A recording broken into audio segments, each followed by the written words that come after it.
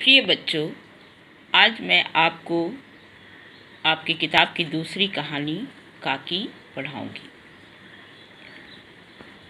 कहानी के लेखक हैं सियाराम शरण गुप्त और इन्होंने अपनी कहानी में बाल मनोविज्ञान को दर्शाया है। मनोविज्ञान वह होता है जिसमें मन की दशा, मन की स्थिति, उसके बारे में जाना जाता है। तो एक बच्चे के मन की दशा, मन की स्थिति के बारे में उन्होंने इस कहानी में बताया है। इस कहानी में एक श्यामू नाम का बच्चा होता है जो अपनी माँ को काकी कहता है। उसी की यह कहानी है। उस दिन बड़े सवेरे श्यामू की नींद खुली तो उसने देखा कि घर भर में कोहराम मचा हुआ है। उसकी माँ नीचे से ऊपर तक एक कपड़ा ओढ़े हुए कंबल पर भूमि शयन कर रही है और घर के सब लोग उसे घेर कर बैठे बड़े करुण ढंग से विलाप कर रहे हैं। तो एक दिन यह बालक श्यामू जब सोकर उठता है तो वह देखता है कि उसके घर में कोहराम मचा हुआ है। रोने, चीखने, रोने कलपने की आवाज़ हो रही है और उसकी माँ ऊपर से नीचे तक एक कपड़ा ओढ़े हुए कंबल पर भूमि शयन कर रही है, भूमि पर सो रही है और घर के सभी लोग उसे घेर कर बैठे हुए हैं, बड़े करुण ढंग से विलाप कर रहे हैं। विलाप जोर जोर से रोना, किसी के मर जाने पर, और फिर अपने दुख को शब्दों में व्यक्त करना रोते रोते, यही सब कहलाता है विलाप। लोग जब उमा को शमशान ले जाने के लिए उठाकर ले जाने लगे तब श्यामू ने बड़ा उपद्रव मचाया। लोगों के हाथ से छूटकर वह उमा के ऊपर जा गिरा। बोला, काकी सो रही हैं, उन्हें इस तरह उठाकर कहाँ लिए जा रहे हो? मैं न जाने दूंगा। उमा श्यामू की माँ का नाम है। तो उनकी मृत्यु हो चुकी है और उनके अंतिम संस्कार के लिए उनको शमशान ले जाया जा रहा है। इसकी तैयारी हो रही है ले जाने की। लोग उसे ले जाने के लिए उठाना चाह रहे हैं। तभी श्यामू जो है बड़ा उपद्रव मचाता है, बहुत हंगामा मचाता है। वह सब लोगों के हाथ से छूटकर माँ के शव के ऊपर जा गिरता है और बोलता है कि मेरी माँ, मेरी काकी सो रही है, उसे तुम लोग कहाँ उठा कर ले जा रहे हो?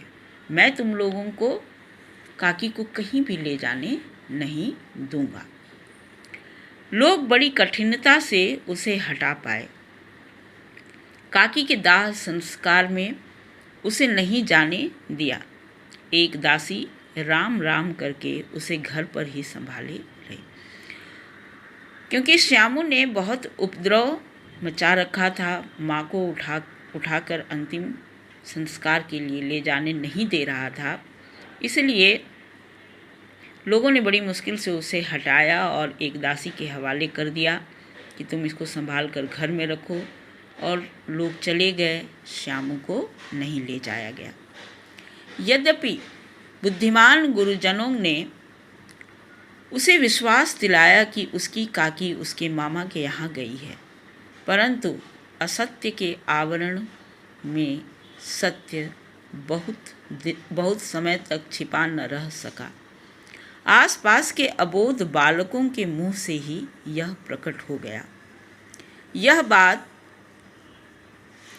उससे छिपी न रह सकी कि काकी कहीं नहीं ऊपर राम के यहाँ गई है।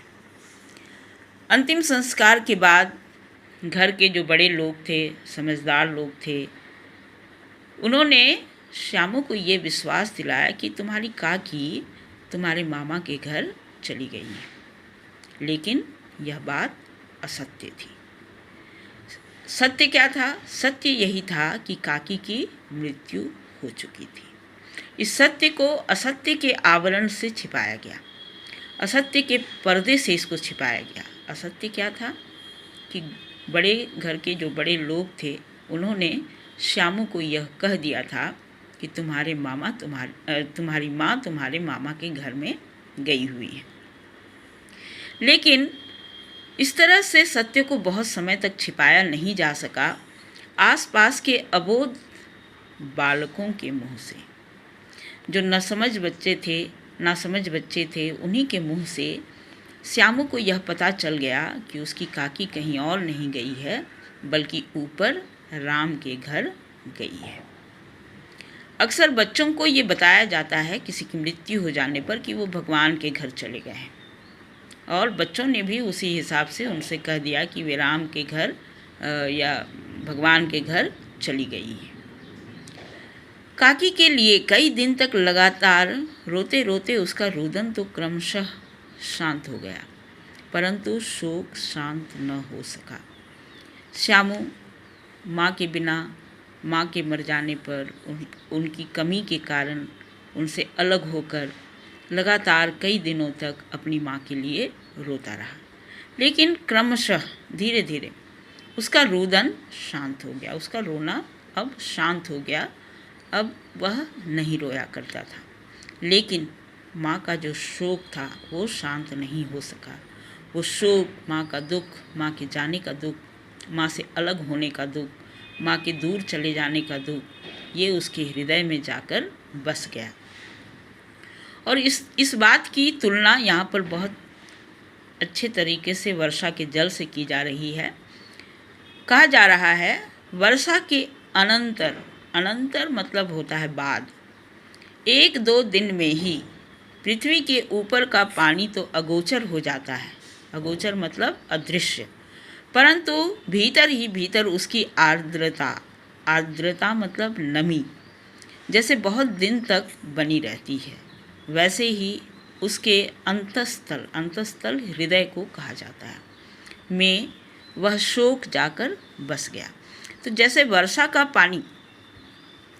के बाद 1-2 दिन धरती पर तो दिखाई देता है, लेकिन 1-2 दिन के बाद धरती पर वो दिखाई नहीं देता, अदृश्य हो जाता है, अगोचर हो जाता है। लेकिन उस पानी की नमी, उस पानी की आर्द्रता, उसकी नमी वो ज़मीन के अंदर बहुत दिनों तक बनी रहती है। ठीक वैसे ही श्यामू का रोना कुछ दिनों के बाद शांत हो गया। जैसे वर्षा का जल 1-2 दिन बाद धरती के ऊपर दिखाई नहीं देता है, लेकिन शोक उसके मन में बस गया। ठीक वैसे ही जैसे वर्षा के जल की नमी जो है वो धरती के अंदर बहुत दिनों तक बनी रहती है, उसी तरह माँ का शोक श्यामू के हृदय में कहीं बस गया था। माँ की कमी को वह बहुत महसूस करता था।